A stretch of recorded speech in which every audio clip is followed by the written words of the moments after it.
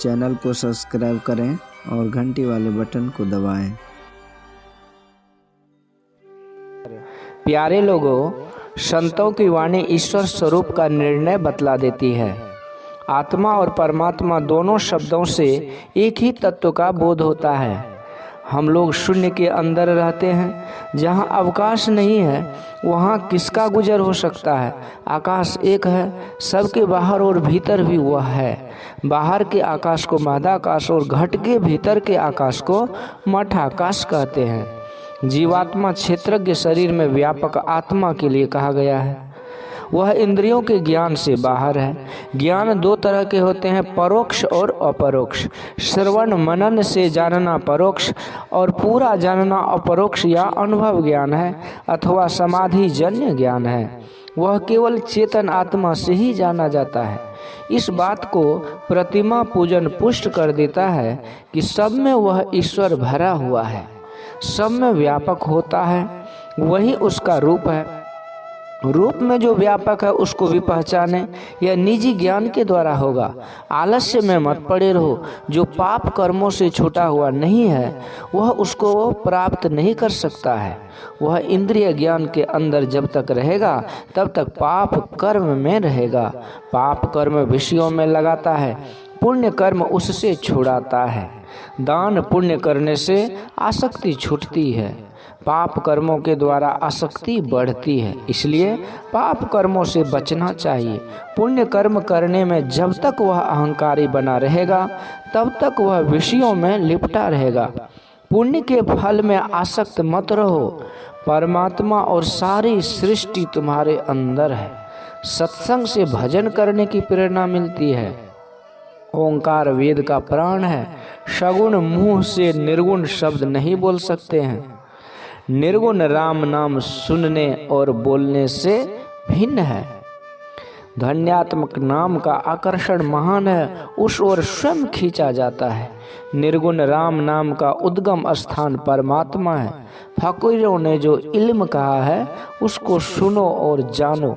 सूफियों का जो बड़ा इल्म मराकबा है, जो रूहे पाक को नहीं जानता है उसे मराकबा का सगल करने के लिए एक मुर्शिद चाहिए। खुदा की तरफ जाने के लिए सहरग में एक रास्ता है। दुनिया की लालच को छोड़कर खुदा से मिलो। जो दुनिया की लालच छोड़कर फकीरों का सोहबत करता है उसे यह मिलाता है, देह और दिल से साफ रहो। मेरा विषय ईश्वर भक्ति है। ईश्वर भक्ति में ईश्वर स्वरूप का जानना बहुत जरूरी है।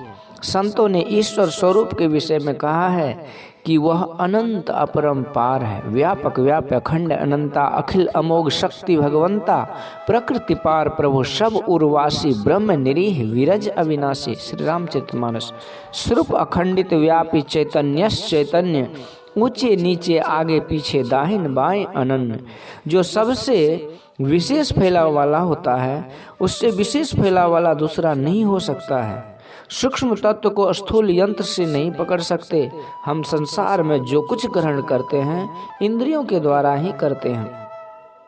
राम स्वरूप तुम्हार वचन अगोचर, बुद्धि पर अविगत अकथ अपार, नेति नेति नित्य निगम का। रामचरितमानस। नेत्र से जो ग्रहण होता है वह रूप है। आप स्वयं चेतन आत्मा हैं। कैवल्य दशा में चेतन आत्मा हो तभी वह ग्रहण होता है। चेतन ज्ञान स्वरूप है। शरीर और इंद्रियों के साथ रहने से उसका ज्ञान ढका रहता है, लेकिन शरीर और इंद्रियों से अलग होने पर चेतन का ज्ञान ढका नहीं रहता है। जैसे मूंज से सीख खींचकर अलग कर देखते हैं, उसी प्रकार शरीर से पृथक करके योगी आत्मा को देखते हैं। मूंज को शरीर कहा और आत्मा को सीख कहा। अकेलापन में परमात्मा की पहचान होती है। भीतर के सरकाव में चैन मालूम होता है। अंदर में चलने से आप शरीरों से छूटते हुए जाएंगे। जो मन की वृत्तियों को समेट लेते हैं वे अंतर में प्रवेश करते हैं। जो अंतर में प्रवेश कर सकते हैं वे ही एक एक करके सब शरीरों से छूट सकते हैं। ध्यान योग से आप अंतर में प्रवेश कर सकते हैं, दूसरा कोई यत्न नहीं है। बारंबार मन को अपने इष्ट के रूप में लगाना मानस ध्यान है। अल्प ठहराव को धारणा कहते हैं। ध्यान होने पर पूर्ण सिमटाव हो जाएगा। सिमटाव में ऊर्ध्वगति होती है, बिखराव में अधोगति होती है। ऊर्ध्वगति में जाने के लिए योग शास्त्र बना है।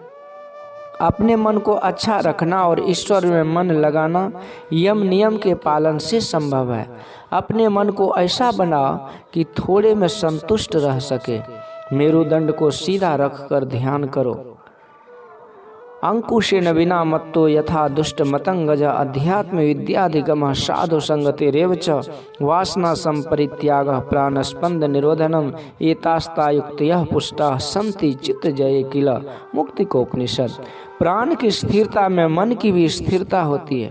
ध्यान की स्थिरता में प्राण वायु की भी स्थिरता होती है। किसी विषय को सोचने के वक्त श्वास की गति कम हो जाती है। मन की स्थिरता में श्वास की स्थिरता हो जाती है। मन की स्थिरता वाले को इच्छा उत्पन्न नहीं होती है। अध्यात्म विद्या की शिक्षा, साधु संग, वासना का परित्याग और प्राण स्पंदन निरोध, ये चारों कर्म रास्ता पर चलावेगा। यदि आपको अंदर में प्रवेश करना है तो बाहर की अभिलाषा को छोड़िए। आंख बंद करने से नवीन दृश्य ही देखेंगे। नित्य प्रति दर्शन साधु के और साधुन के संग तुलसी का ही वियोगते नहीं लागा हरि रंग। तो मन तो रमे संसार में तन साधुन के संग, और तुलसी या ही वियोगते नहीं लागा हरि रंग। साधु का दर्शन यज्ञ के समान होता है। कथा प्रसंग में, गुरु की सेवा में भी मन का सिमटाव होता है और ईश्वर गुणगान में भी मन का सिमटा होता है। वाचिक जप, उपांशु जप और मानस जप, इन तीन विधियों से जप होता है। वाचिक में बोल बोल कर जपते हैं, उपांशु में होठ हिलते हैं पर दूसरा कोई नहीं सुनता। मानस जप मन ही मन होता है। मंत्र जप से मन एकाग्र होता है। मूर्ति पोशाक है, उस मूर्ति को धारण करने वाले आत्मा है। उसी आत्मा का पोशाक मूर्ति है। स्थूल में पूर्ण सिमटा होने पर सूक्ष्म दृष्टि खुलेगी।